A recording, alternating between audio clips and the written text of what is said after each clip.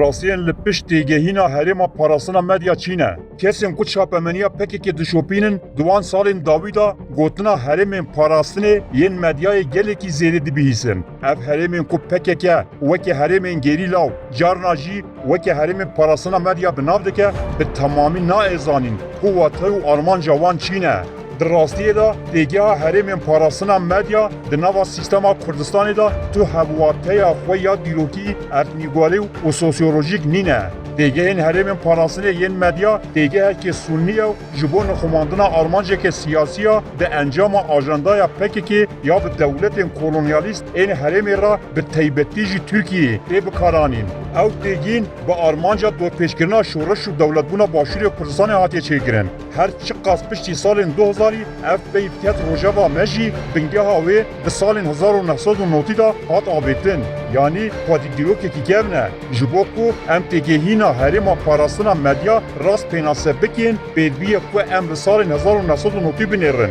ده سال 1991 دا به راپرین باشوری کردستانی را دستکفتیم پیشمرگه و برخودانا گل آب صدان سالان برهم دا ده سال 1992 دا باشوری کردستانی پارلمنتوی خواه واگیر جوی دمی و ور پککی هزا خویا سرکت در بازی باشوری کردستان کرو لدیجی وان دستکفتیان دست به تکوشینه که لشکری سیاسی و درونی و ایدئولوژیکی کرد هر وها هجای گوتنه یا و حلوستا پککی یا لدیجی دستکفتیان باشوری کردستان نپریارکی وی یا سر بخواه بر نشاندان و پیشگیری لشکری و سیاسی و آبونیت دولت ترک ایران و عراق به حب گریداییه در سال 1992 دا عبدالله اوجلان در صلات باشوری کردستان وکی اسرائیل دویمین باشپرو نتوپرست شونبمایی پیناسه کرو باشور وکی دجمن اعلان کرد جعالی لشکری و دنابرا سال 1992 نهاندا لدیجی جبهه کردستان یه باشور دست بشر لشکری کرد جبوان ایرشین خواه روا بکن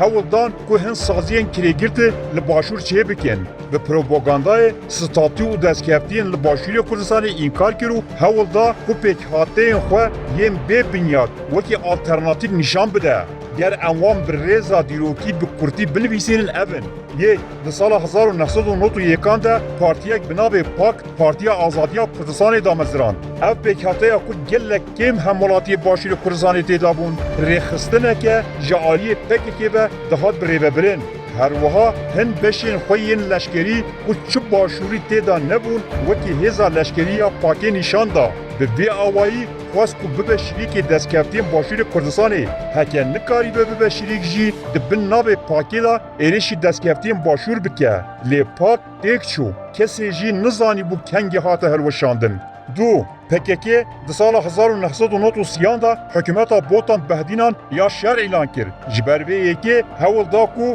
وک آلترناتیف که حکومت کردستان تاب بگیره و پیشگیری دولت کولونیالیست این حریم ور بگیره دبن وی نابیده جخاپور که حتی هفتانین ایرش برن سر پیشمرگی کردستانی سه در سال 1993 دا هول دا بنابه مجلس نتوی سازیه که سیاسی چه بکه و لکامپا زل بجیه بکه و وکی حفرکی هولیره بکار بینه او هولدان جی بسر نکرد چار دنیوی سال نوتی ده دماکو پارلمنتو و پیکاتین سیاسی باشوری کردستان لجهان هات ناس کرلو وکی مخاطب پزگیری که کرد لأوروپای دهات پیشوازی کرن بلز و بس هول داکو آلترناتیفی که با آفرینه در سال 1996 ده کومارا زاپه اعلان کرد مد تیوی تلویزیونا پکی که یاوی سردمه هر تیم جرای گشتی را دگود بوان عرض رزگار کلیه او جلان دی نیسان 1997 دا لسر وی پیواجی وها گوتو بود. بحارا پکی که سارا زافری لیبل کمارا زاپی یک جی پروپاگاندای کارتونی یم پکی که بو کو آپول شامه آواد کرن. او جی مینا ین دن تمندریج نبو. دو گلان 1997 دا با اپراسیون هزین چکتار ام پکی که زاپی رویان. شکفت پارلمنتوی کمارا زاپی دو روژان دا کت دست لشکرین ترک دا. او کسی جاره که دین بحث کمارا زاپی نکرد. وان هر چارسازی ام پکی که به پروپاگاندای که مزن دست بگیرن لی تو کسی نزانی بو داویا وان چی بو. 5. جوان سازیان یا پنجمین حریم پاراسنه ین مدیای بون.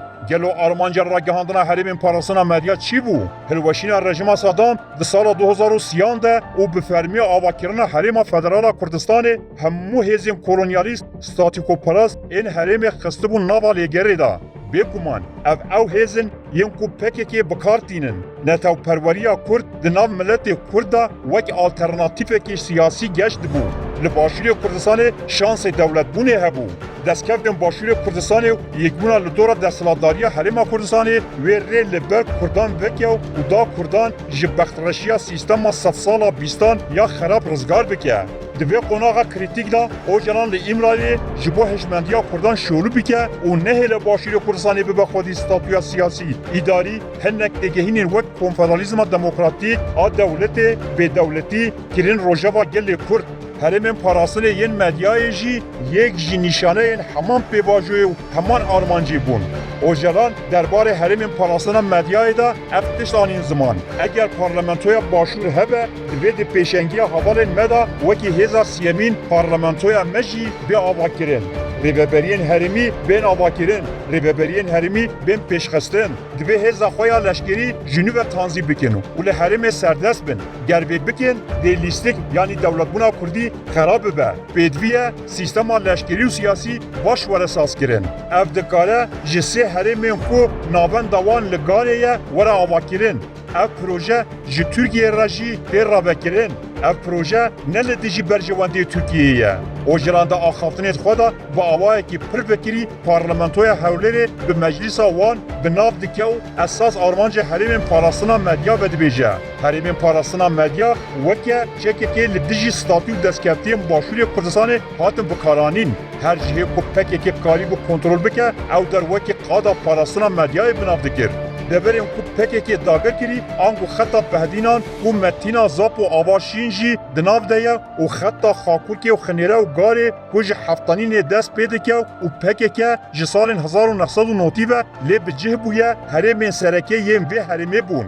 PKK ji bilî komekê biçûk û marjînal û nedomdar tu carî nekariye li Başûrê Kurdistanê girseyekê ji xwe re ava bike. Ew girseya yenekê di xwepêşandanan da wek layengirên xwe nîşan dide. Li ser sînorên dibin kontrola PKK da komek qaçaxçî li dora PKK kom bûn. Ev bi giştî têkiliyên demkî bûn. Ji ber vê yekê gel li qadên ku jê re dibêjin herêmên parastina medya li hev kom nebûn.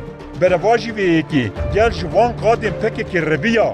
PKK gelek caran ketina wan deverên ku jê re dibêjin qada parastina medya ji xelkê sivîl qedexe kir. PKK ji gundiyên deverê baja rênjberiyê distan. Ji xelkê dişo zozana serê her pezî baş distan. Xaliyên xwe danî nava rez û baxşeyên xelkê deverê. Di nava gundên ava da xwastin tûnêla bikolûn û vir bikin cephê şer. Qada parastina medya tenê têgîniya çapemeniya PKK ye. Tenê ew bikartînin.